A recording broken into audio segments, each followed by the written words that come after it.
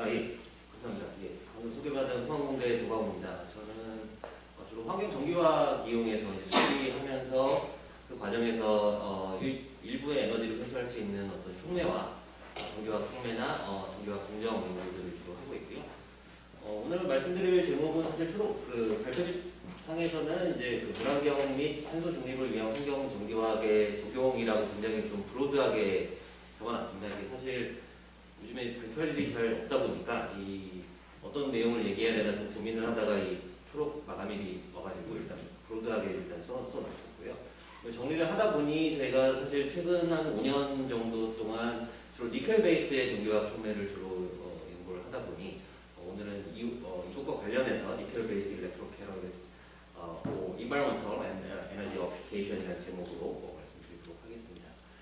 우리가 이제 많이들 얘기하시는 이제 워터 에너지 넥서스의 개념에서 좀 더 적극적으로 얘기를 하면은 우리가 물을 처리하면서 그 과정에서 물 속에 있는 어떤 오염물질들이 가지고 있는 에너지를 회수할 수 있는 것까지 를 할 수 있으면 어떻게 보면 좀 더 적극적인 물 에너지 넥서스의 개념을 달성할 수 있다고 생각을 할 수 있을 것 같고요. 사실 이제 환경공학에서 멤브레인 세퍼레이션이 뭐 아주 중요한 공정임에는 그 의심의 여지가 없지만 에너지의 관점에서는 멤브레인 세퍼레이션 자체라는 것은 그 엔트로피를 감소시키는 공정이기 때문에 필연적으로 에너지를 주입할 수밖에 없습니다. 그래서 이 멤브레인 세퍼레이션과 어떤 컴비네이션의 개념으로 어떤 그 케미컬 트랜스포메이션을 통해서 그 오염물질의 화학 에너지를 어떤 식으로든 회수할 수 있는 어떤 트랜스포메이션 기술과의 콤비네이션이 물 에너지 넥서스 기술의 구현을 위해서 중요하다고 할 수가 있을 것 같습니다. 그런 측면에서는 이 환경 전기화학이라고 하는 것들이 어떤 뭐 넬스키 이퀘이션로 대표되는 어떤 전기화학의 근본 원리들을 이용해 가지고 이런 목적들을 달성할 수 있지 않을까라는 생각을 하고 있고요. 먼저 이제 수처리와 관련된 말씀을 먼저 드리도록 하겠습니다. 일단 사실 수처리에 사용되는 전기화학들은 주로 이제 전기 산화라는 개념으로 많이들 알고 계시는데요. 흔히들 이제 수전에서 시작하면 물을 에노드, 캐소드에서 전기 분해를 할 때 에노드에서 이제 산소가 나오고 수소가 나오는데 이 산소 발생 과정에서의 그 중간 생성 인터미디에이트 하이드록시 라디칼 같은 이런 인터미디에이트이 그 옥시데이션 파워를 가지고 있기 때문에 이런 것들이 수중에 있는 오염물질을 제거할 수 있는 미디에이터로 역할을 할 수가 있습니다. 이런 하이드록시 라디칼 포함해서 다양한 그 활성 산소종, 리액티브 옥시젠 스피시스, ROS들을 활용을 할 수가 있겠고요.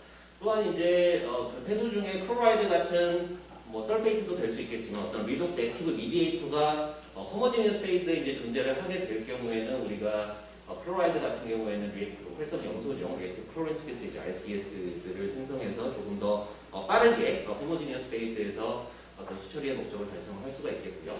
사실 이런 일렉트롤리시스 셀 같은 경우는 필연적으로 역시 그 전기 에너지를 주입을 해야 되는 공정이긴 하지만 이런 걸 태양 에너지 같은 어떤 신재생 에너지와 연계를 할 경우에는 어떤 카본 뉴트럴한 그 수처리 공정까지도 달성할 수 있지 않을까라는 생각을 가지고 있습니다. 그래서 이런 전기화학, 보통 이제 일렉트로케미컬 어드밴스드 옥시데이션 프로세스 전기화학적 고도산화 공정이라고 얘기를 하는데요. 이런 공정들이 사실 이 한 장의 슬라이드에 담기 어려울 정도로 굉장히 많은 미케니즘을 가지고 있기는 합니다. 사실 AOP 하시는 분들은 많이들 친숙하신 개념일 텐데요. 주로 이제 예를 들어 클로라이드가 없는 경우에는 어떤 메탈 옥사이드 같은 촉매들이 그 자체가 이제 다이렉트 옥시데이션을 일으킬 수도 있고 어떤 그 아까 말씀드린 대로 산소 발생 과정에서 하이드로 라디칼이나 어떤 하이어 옥사이드 또는 하이어 옥시 하이드록사이드 형태의 이런 고급 수산화물들이 또 유기물 산화를 달성할 수도 있습니다. 이런 것들이 뭐 때에 따라서는 이런 벌크 베이스로 이제 다이모라이제이션이 되거나 뭐 어떤 그 ROS 다양한 ROS들을 형성시킬 수도 있고요. 또 역시 말씀드린 대로 클로라이드 같은 리독스 미디에이터가 있을 경우에는 활성 염소종을 발생해서 좀 더 빠르게 오염물질을 제거할 수가 있습니다. 사실 그래서 오늘 말씀드릴 내용은 주로 이제 니켈 베이스의 전기화학 촉매들을 말씀드리려고 하고 저희가 지금까지 찾은 니켈 베이스의 촉매들이 할 수 있는 것들은 주로 이제 다이렉트 옥시데이션, 헤테로지니어스 옥시데이션, 아까 말씀드린 하이 베일런스를 갖는 니켈의 산화물 또는 수산화물을 이용한 그 오염물질의 산화가 가능하다는 것을 저희가 확인을 했고요.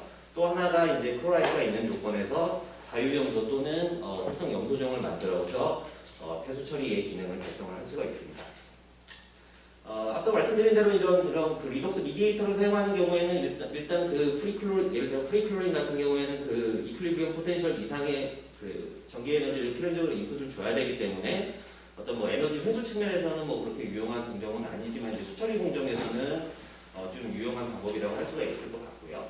또 이제 가장 좋게는 이제 다이렉트 옥시데이션, 그러니까 유기물로부터 직접적으로 전자를 받아들이거나 아니면은 직접적으로는 못하더라도 이런 미디에이터를 만들어서 좀 낮은 포텐셜만 주더라도 유기물로부터 어떤 전자를 받아들일 수 있는 뭐 이런 형태를 구현을 할 때 그 유기물로부터 전자를 받아들여서 그 에너지를 전기 에너지로 회수할 수 있는 뭐 이런 쪽에 그 구현이 가능한데 이 부분은 이제 후반에 보여드리도록 하겠습니다. 사실 이제 전기 산화 또는 정교학적인 수처리 공정에서는 소위 얘기하는 그 디멘셔널 스테이블 에너지 DSA라고 하는 물질들이 가장 많이 사용이 되고 있는데요. 이건 사실 1950년대에 발견 또는 개발된 이후에 보통 이제 이리듐과 탄탈륨의 믹스처 또는 루테늄과 TI의 티타늄의 믹스드 메탈 옥사이드의 형태로 구성이 돼 있고 이것들이 사실 현재까지도 거의 뭐 크게 다르지 않고 사용이 되고 있습니다. 그거는 이제 소위 그 전기화학 쪽에서는 이제 많이 사용되는 액티비티의 그 볼케이노 플랫, 여기서 이제 Y축은 그 키네틱 베리어를 나타내는 그 오버 포텐셜을 의미하고요. 그래서 액티비티가 가장 좋은 물질이 이제 이리듐 옥사이드, 루테늄 옥사이드고 이런 세컨더리 컴포넌트는 어떤 스테빌리티를 좀 증진시킨다든지 아니면은 그 메인 촉매의 일렉트로닉 스트럭처를 좀 바꿔가지고 좀 효율을 증진시키는 형태로 DSA로 구성이 되어 있습니다. 하지만 이제 뭐 잘 아시다시피 이런 백금 계열의 이제 EDM 루테늄 촉매들은 일단 가격 자체가 당연히 비싸기도 하고요. 그리고 이 그림에서 보시면 알겠지만 특히 이리듐 같은 경우에 2020년 말에 무슨 이유인지 정확하게 모르겠지만 가격이 3배 이상 이렇게 확 뛰어서 지금 이제 계속 떨어지고 있습니다. 그래서 사실 작년 올해 동안 이제 이리듐 베이스의 DSA를 생산하는 업체들이 굉장히 많은 그 원료 가격 상승 때문에 어려움을 겪고 있고 이런 그 비귀금속을 사용한 어떤 대체 전기 촉매를 많이들 찾고 있는 상황이긴 합니다. 그래서 이제 보통 메탈 옥사이드를 이용한 그 전기, 그러니까 그 옥시데이션, 그러니까 그 물 산화 과정에서 이제 산소가 발생되는 기작을 보시면 메탈 옥사이드가 어떤 표면에 하이드록시 라디칼을 만든 다음에 이게 하이어 옥사이드 형태로 한 번 더 산화가 되고 여기서 이제 레리스에 있는 옥시젠이 떨어져 나가면서 이제 산소를 만들어내는데 이 중간 생성물들이 유기물을 산화할 수 있는 미디에이터 역할을 할 수가 있는 거고요. 니켈 같은 경우에도 마찬가지로 옥사이드 또는 하이드록사이드 형태가 이런 형태의 카탈리틱 사이클을 진행하면서 유사한 그 기능을 할 수가 있습니다. 그래서 첫 번째로 말씀드리려고 하는 것은 사실 니켈 옥사이드 자체의 어떤 특성들을 좀 보여드리는 약간 정기화학하고 비정기화학이 약간 좀 섞여 있는 주제인데요. 이게 사실 수처리에 그 니켈 옥사이드를 펠렛 형태로 어떤 알루미나 같은 서포트에 이제 섞어가지고 펠렛 형태로 만드는 게 이제 상용화되어 있는 것이 있습니다. 이건 사실 전기화학하고는 전혀 상관없는 그냥 수처리용 어떤 소재고요. 그래서 이 니켈 옥사이드를 저희가 일단 전극의 형태로 일단 옥사이드 형태로 도핑을 하고 그걸 말씀 안 드렸는데 이 펠렛의 형태는 그 수처리에 사용이 되기 전에 일단 그 자유염소, 그 프리클로 하이포플로스 엑시드로 일단 액티베이션을 먼저 시킨 다음에 그것을 해수중에 넣으면 이게 유기물이 제거되는 성능을 발휘하는 것으로 알려져 있습니다. 그래서 이거를 저희가 비슷하게 구현하기 위해서 일단 니켈 옥사이드를 전극의 형태로 코팅을 하고 이거를 이제 하이포클로라이트로 일단 액티베이션을 좀 시켜봤습니다. 그랬을 때 XRD 상으로는 그냥 니켈 옥사이드만 보이고 하지만 XPS 상에서는 2가 3가가 이제 혼재 있는 형태로 보여서 이제 코어의 이제 큐빅 니켈 옥사이드의 표면에 위에 아모포스한 어떤 니켈 옥시아 하이드록사이드가 생성된 것으로 저희가 판단을 했었고요. 그래가지고 이것을 그냥 그 포시핀 모델 유기물로서 이제 클로로피놀이 있는 물에 그냥 오픈 서킷에서 바이어스 없이 그냥 그 넣어주면은 포시피가 이렇게 제거가 됩니다. 하지만 이제 그 니켈 옥사이드가 갖고 있는 이제 산화력이 없어지면서 두 번째 사용 시에는 이제 그 산화력이 이제 다 소모가 되고요. 그리고 신기하게 이 전극을 이제 꺼내가지고 다른 셀에서 에노다이제이션을 한 10분 정도 시킨 다음에 이걸 다시 넣어주면은 오픈 서킷에서 또 유기물을 제거를 합니다. 그리고 당연히 이제 컨티뉴어스하게 계속 포텐셜을 인가를 해주면은 포시피가 더 빠르게 이제 제거가 되긴 하고요. 그래서 저희는 이 XC2로 이제 전기화학적으로 다시 리액티베이션 하는 거에 좀 포커스를 둬가지고 이 리액티베이션 하는 동안에 풀은 차지하고 그거를 다시 사용했을 때 제거되는 호시피의 양을 코릴레이션 했을 때 뭐 아주 이쁘진 않지만 그래도 상관관계가 있는 것을 확인을 해서 그냥 전기화학적으로 니켈 옥사이드의 산화력을 다시 재생시킬 수가 있다라는 것을 확인을 했었고요. 그래서 이거를 뭐 익스시추로 뭐 다시 액티베이션 하거나 인시추로 액티베이션이라고 하는 건 그냥 계속 전압을 걸어주는 거죠. 계속 전압을 걸어줬을 때는 뭐 제거 속도는 뭐 조금 차이는 있긴 하지만 결국에 이제 에너지 컨섬션 측면에서는 그러니까 피리어딕하게 그냥 다시 액티베이션을 하는 것이 이제 에너지 소모적인 그 측면에서는 좀 더 유리하다라는 결론을 사실 얻었었고요. 사실 이 일을 하면서 사실 그 얻은 것이라고 하면 그 니켈 옥사이드라고 하는 물질의 이제 특성 자체가 그 표면에 있는 어떤 고급 그러니까 하이어 밸런스의 니켈의 옥사이드 또는 옥시 하이드록사이드가 그러니까 산화력도 가지고 있고 그게 유지가 된다는 건 사실 그 산화력이 약하다는 얘기도 되긴 하지만 어떤 라이프 타임이 긴 어떤 산화력을 우리가 만들어낼 수 있다는 얘기가 될 수 있을 것 같고요. 마찬가지로도 이 XPS를 만들고 나서 이가상가가 혼재해 있는데 쓰고 나면 이제 상가의 비율이 다시 줄고 이것을 다시 재생하면 상가가 다시 늘고 이것도 역시 가속기로 찍어봐도 뭐 비슷한 경향들이 나왔습니다. 그래서 그 로어 베일런스와 하이어 베일런스의 니켈, 옥시, 하이드록사이드들이 이렇게 계속 왔다 갔다 하면서 유기물을 제거하는 거라고 저희가 들은 것 같습니다. 그래서 이제 이 미케니즘을 조금 더 서포트하기 위해서 뭐 하이드로플 라디칼 캔처 넣었을 때 전혀 캔침이 되지 않는 것은 뭐 하이드로플 라디칼에 의한 건 아니다라는 걸 뭐 클리어하게 확인할 수 있었고요. 그리고 이제 다이렉트 옥시데이션 같은 경우에는 유기물에서 직접적으로 전자가 가는 것이기 때문에 이걸 뭐 전류의 변화를 뭐 쉽게 확인할 수 있는데 유기물을 집어넣었을 때도 뭐 전류가 그대로 유지가 된다는 것은 이제 다이렉트 옥시데이션도 아니다. 그래서 결국에 저희가 이제 그 추정하는 그런 메커니즘이 좀 맞지 않을까라고 제안을 했던 거고 다른 유기물을 뭐 피놀 링을 그 벤젠 링을 갖는 여러 가지 컴파운드들을 제거를 했을 때도 어느 정도 다 제거가 되는 것을 이제 확인을 했습니다. 그래서 사실 이 연구를 가지고 나중에 이제 말씀드릴 그 니켈 베이스의 촉매를 가진 어떤 퓨얼셀 개념의 그 수처리 공정을 연구하는 어떤 기반이 된 연구 중에 하나라고 생각이 들고요. 그 다음으로 이제 말씀드릴 부분은 약간 좀 다른 주제이지만 그 니켈 베이스의 촉매를 이용해서 그 활성 염소정 프리클로린을 포함한 리액티브 클로린 스피시즈를 만드는 연구들을 잠깐 말씀드리려고 하고요. 아까도 사실 말씀드렸지만은 이제 클로라이드가 있는 경우에는 없는 경우보다 그 유기물의 제거 속도 자체는 굉장히 빠릅니다.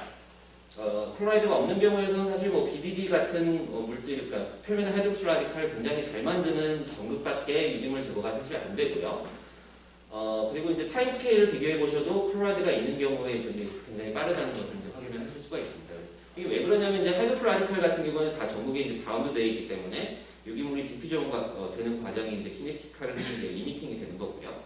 하지만 이제 프리클로린 또는 리액티브 클로린 스피시즈는 이제 호모지니언 스페이스에서 그 산화 제거 작동을 하기 때문에 조금 더 빠르게 유기물을 제거를 할 수가 있습니다. 그래서 어떤 클로라이드가 있는 조건에서 그 RCS 활성 염소종을 좀 더 잘 만들 수 있는 촉매를 찾는 것도 중요한데 그 이유가 뭐가 되냐? 그 이유 중에 하나가 보통 그 OER, 그러니까 산소 발생을 잘하는 촉매가 CLER 활성도 좋습니다. 그게 왜 그러냐면은 그 OER 그 인터미디, 페르프 라디칼이나 하이 옥사이드가 그 염소 발생에서도 액티브 사이트로 작용을 한다라는 그 발견들이 있었고요. 이게 항상 그렇지는 않고 보통 이제 서컴 뉴트론, 그러니까 중성이나 약간 아니죠. 그러니까 알칼린 환경에서는 이런 그 관계들, 그러니까 OER과 CLER 사이에 어떤 스케일링 릴레이션이 존재한다는 것들이 좀 확인된 바가 있습니다. 그래서 이건 조금 사실 된 연구 중에 하나인데 사실 이런 그 헤테로정션 아키텍처, 그러니까는 기존 촉매의 어떤 다른 종류의 메탈 옥사이드를 추가로 코팅하는 헤테로정션 아키텍처가 저희가 이제 촉매 머티리얼 엔지니어링하는 주요 전략 중에 하나인데요. 그래서 이제 많이 사용되는 이리듐 탄탈륨 베이스의 DSA에다가 저희가 표면에 TiO2를 추가적으로 코팅을 했을 때 이게 이제 TiO2가 있는 거 없는 거 이렇게 했을 때 커런트 자체는 같은 전압에서 조금 떨어지게 되는데 그 활성 염소종을 만드는 커런트 이피션시는 거의 2배 가까이 향상을 하고 결과적으로 이거 2개로 곱하면 활성 염소종이 나오는 그 레이트도 꽤 향상이 되는 뭐 이런 결과들을 발견을 했습니다. 이런 것들을 이거는 사실 저희 그룹에서 계산을 한 것은 아니지만 이제 DXK 계산 결과에 따르면 그 OER과 CLER의 그런 스케일링 릴레이션, 그러니까 인터미디에이트를 공유하는 그런 관계 때문에 이 각각의 볼케이노 플랫이 약간 그 피크가 이렇게 겹쳐 있습니다. 조금 다르긴 하지만 이제 그 전자 전달의 개수라든지 어떤 차지 트랜스퍼 코에피션트의 차이로 인해 가지고 이 기울기는 조금 더 다르게 되는 거죠. 그래서 여기서 이 논문에서 계산한 것은 뭐냐면은 루테늄 옥사이드, 이리듐 옥사이드는 아니긴 하지만 좀 비슷한 촉매고요. 루테늄 옥사이드 위에 그 모노레이어의 TiO2를 추가적으로 코팅을 했더니 그러면 전반적인 메탈 옥사이드 간의 그 결합력이 이제 시프팅이 되면서 원래 여기였다가 이쪽으로 시프팅이 되면서 OER 활성은 아주 크게 줄고 CLER 활성은 살짝 줄어서 결과적으로 CLER의 셀렉티비티가 커질 수 있다라는 것을 이제 계산적으로 증명한 거고요. 이게 저희 실험 결과하고 딱 맞아 떨어집니다. 그러니까 전류 자체는 줄다는 게 액티비티가 줄다는 얘기겠죠. 액티비티는 줄지만 셀렉티비티는 증가를 하는 이 결과하고 맞아 떨어지는 결과였고요.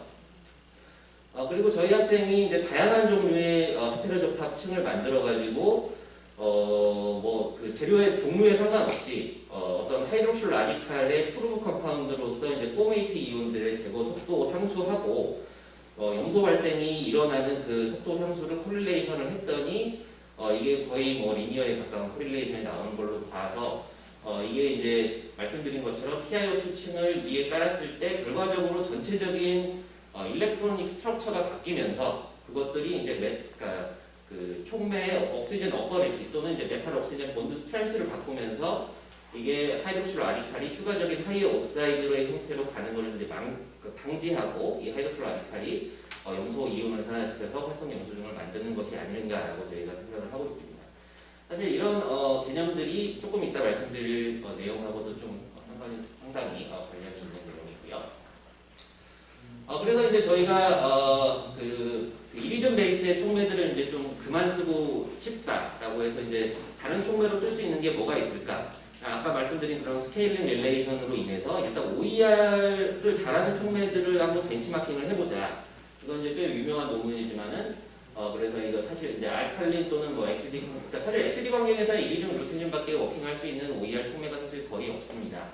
하지만 이제 베이스에서는 니켈 또는 철들이 약간 섞여 있는 촉매들이 이리듐보다도 더 활성이 좋다. 뭐 이런 것들이 사실 알려져 있어서 그럼 저희가 이제 니켈하고 철이 섞여 있는 촉매들을 그러니까 이리듐 베이스 촉매를 이 믹스드 니켈 아이런 옥사이드로 한번 치환을 해보자라는 거에서 이제 다시 연구를 시작을 해봤고요. 그리고 여기서 하나가 이제 사실 이런 것들이 베이스에서만 워킹을 하고 XD에서는 이제 그러니까 뉴트럴이나 XD에서는 이제 스테빌리티가 좋지가 않은데 이 표면에 있는 이제 바깥층에 있는 TiO2층이 얘네들의 이제 디졸루션을 또 막아줄 수도 있지 않을까라는 아이디어로 이런 시너지 효과를 좀 기대를 해봤었고요. 그래서 니켈하고 철의 비율을 상당히 바꿔가면서 이 숫자들은 그 니켈의 비율을 말씀드리고 있는 거고요. 특정 비율, 니켈하고 철이 한 1:2 정도 되는 비율에서는 그 이리듐 베이스 촉매하고 뭐 활성 자체는 좀 낮긴 하지만 이거 중성에서 측정한 거고요, NaCl. 그래도 이제 가장 좋은 전류 발생을 나타내는 것을 사실 확인을 했습니다. 그리고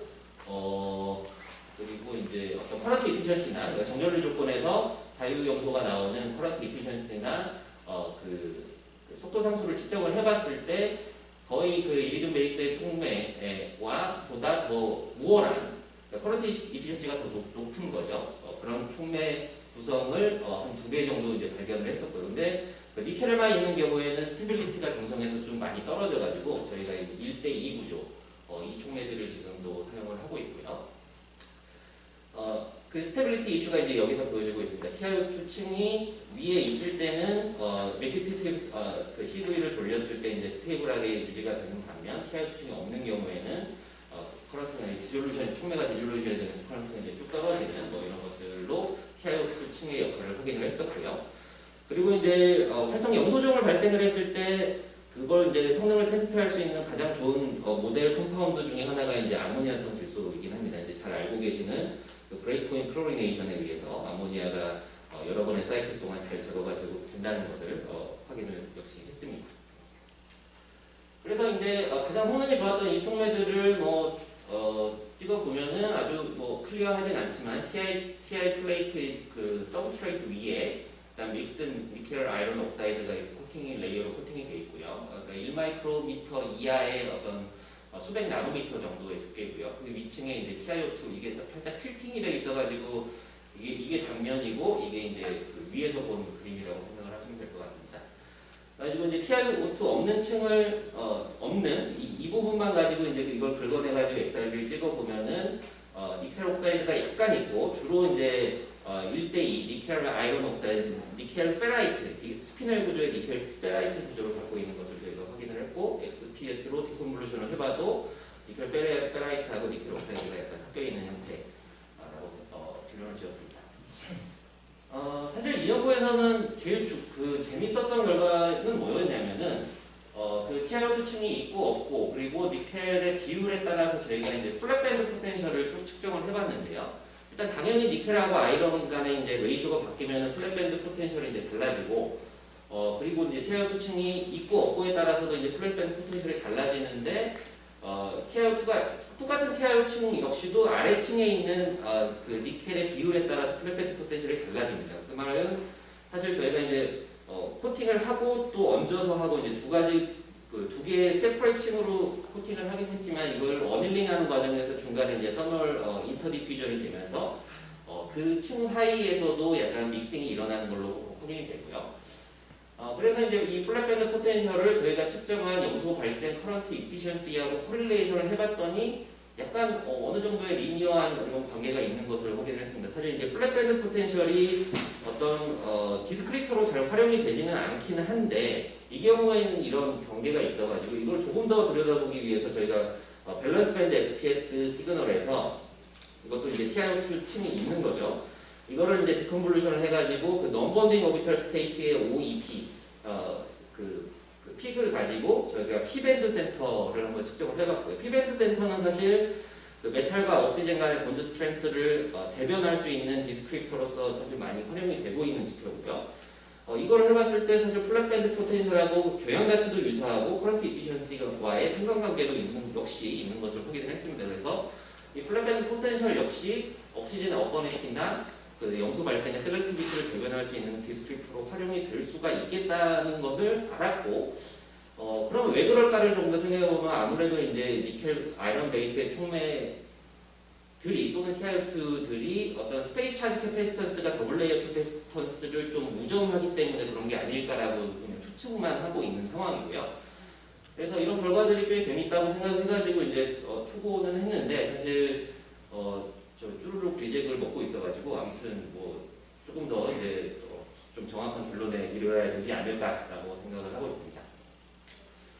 사실 말씀드릴 시간이 조금 남아 있어서 그 다음에 한 일은 뭐냐면 그러면 이게 니켈 아이런 스피넬 구조에다가 저희가 약 몰 비율로 5% 정도의 이리듐을 한번 섞어봤습니다. 그래서 똑같은 구조인데요. 위에 TiO2 층은 뭐 있을 때도 있고 없을 때도 있긴 한데 니켈 아이런 스피넬의 이리듐을 5% 정도 섞어봤을 때 OER 활성도 굉장히 좋아지고 염소 발생 활성도 굉장히 좋아지니까 둘 다 좋아지는 것을 이제 확인을 했었고요. 그래서 이거를 그냥 알칼린 수전에, 그러니까 환경이랑은 그러니까 수철이랑은 별로 상관이 없는 OER 알칼린 OER 수전의 촉매로 한번 활용을 해보자 해가지고 해봤을 때, 그러니까 이리듐 도핑이 없는 거 그리고 이리듐 옥사이드 대비해서 가장 커런트도 많이 나오고 페이퍼 슬롭도 가장 작고 차지 트랜스퍼 리지스턴스도 가장 작고 그다음에 어떤 그 인트린직 액티비티도 가장 작고 뭐 이런 걸로 나왔습니다. 그래서 성능 자체가 꽤 좋아서 뭐 다른 유사 촉매와 비교해도 뭐 저 오버 포텐셜이나 이런 것들이 꽤 낮은 편에 속한다는 걸 했었는데 요즘에는 뭐 니켈 아이론 촉매들이 오버 포텐셜이 워낙에 낮게 나오기 때문에 뭐 이거 자체는 큰 의미는 없을 수도 있는데 의미 있는 것 자체 하나는 이 스테빌리티를 저희가 거의 120일, 그러니까 몇 달 동안을 돌렸을 때 유지가 되는 것을 이제 확인을 했었고요. 그러니까 니켈 아이론 촉매가 오버 포텐셜을 굉장히, 그러니까 활성 자체는 굉장히 좋게 나오는데 알칼린 조건에서 이렇게 오래 버틴 니켈 아이론 촉매는 사실 본 적은 없는 것 같아서 꽤 의미가 있는 것 같고요.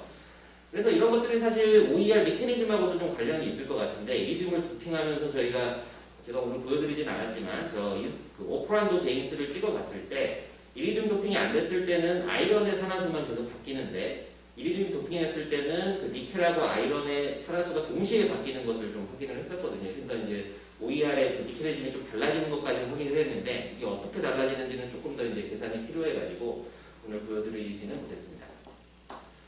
그래서 다시 염소 발생으로 돌아와가지고 그러면 이 이리듐 도핑된 니켈 아이런 옥사이드 위에 또 TiO2 층을 올려가지고 염소 발생 그 효율을 평가를 해봤는데 이리듐 도핑을 하는 순간 TiO2 층이 없어도 일단 염소 발생이 굉장히 잘 됩니다. 그래서 TiO2 층까지 깔면 뭐 거의 유사한 수준이고요.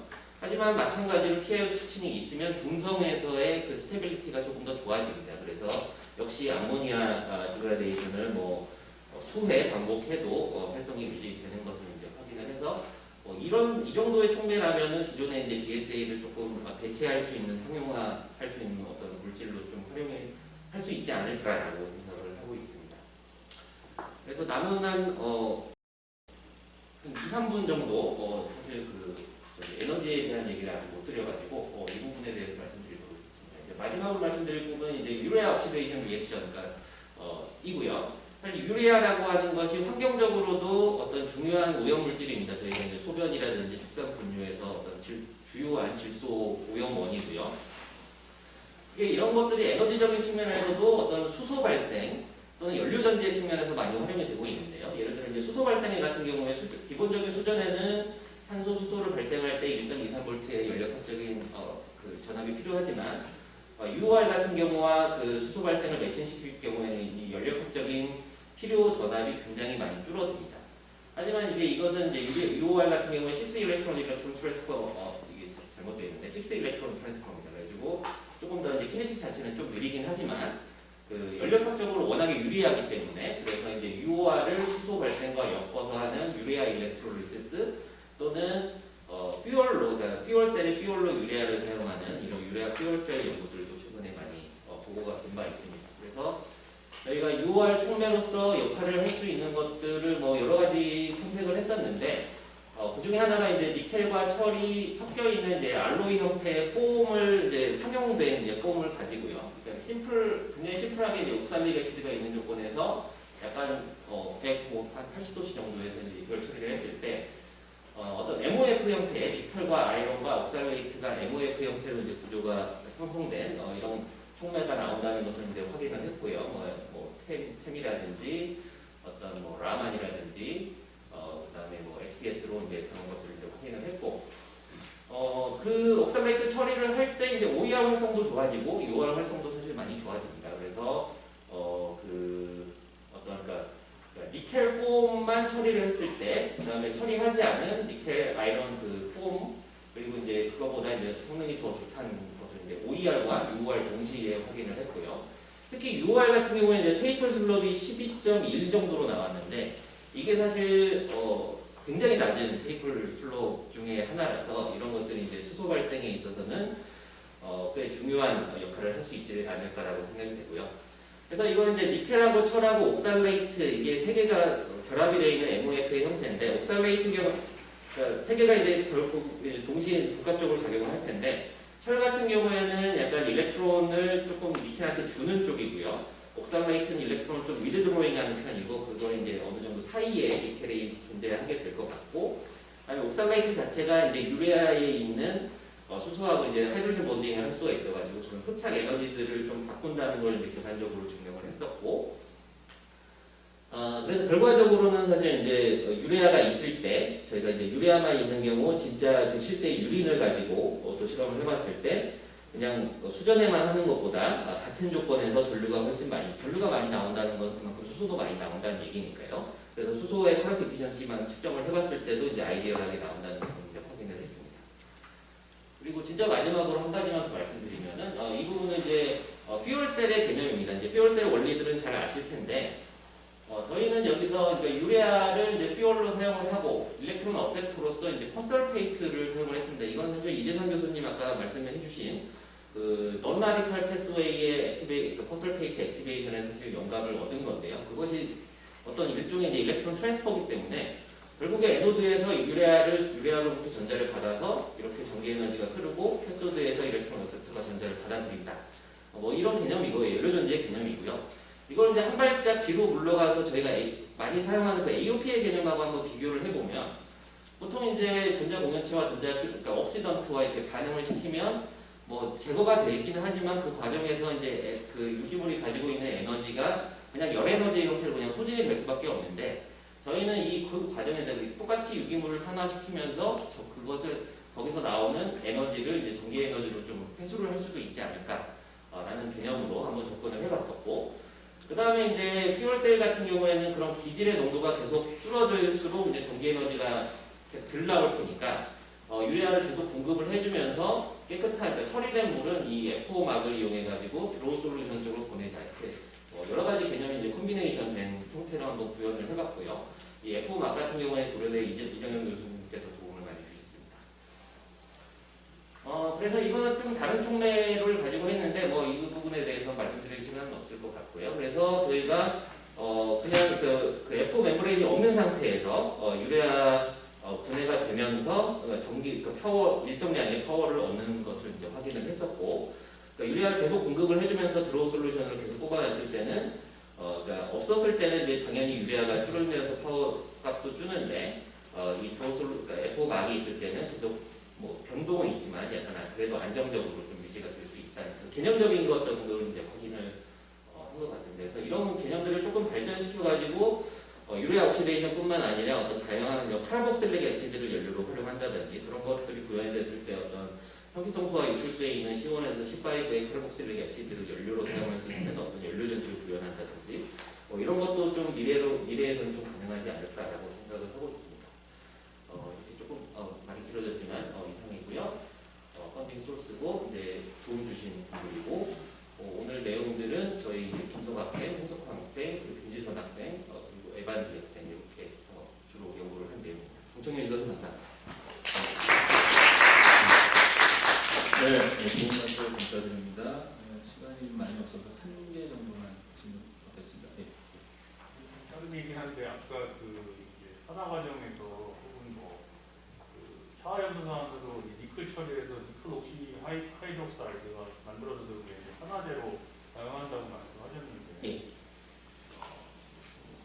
이지한 질문일 수도 있는데 그게 니클에서만 그렇게 특별하게 일어나는 이유가 있나? 아까 포베이 다이어그램 보여주셨는데 뭐 그런 이유인가요? 아니면 정확하게는 왜 그런지는 모르겠는데 사실 그러니까 다른 금속을 많이 테스트 해보지는 사실 않았습니다. 근데 뭐 문헌상으로 봐도 주로 니켈이 그런 특성을 갖고 있는데 그건 그러니까 니켈 자체, 그러니까 니켈 삼가 니켈의 일렉트로닉 스트럭처가 좀 역할을 하지 않을까라고 생각이 들고요. 그러니까 나중에 보여드린 그 UR, 그러니까 유레아 옥시데이션 같은 경우에도 거의 뭐 다른 것도 되는 게 조금 있는데 니켈이 압도적으로 잘 됩니다. 특히 니켈 3가가 그 액티브 사이트를 작용을 한다는 게 일반적인 알려진 거거든요. 그래서 니켈 3가의 어떤 일렉트로닉 스트럭처와 관련이 있다는 것 정도만 말씀드릴 수 있을 것 같고 자세한 거는 모를 거예요. 네, 발표 감사합니다. 네.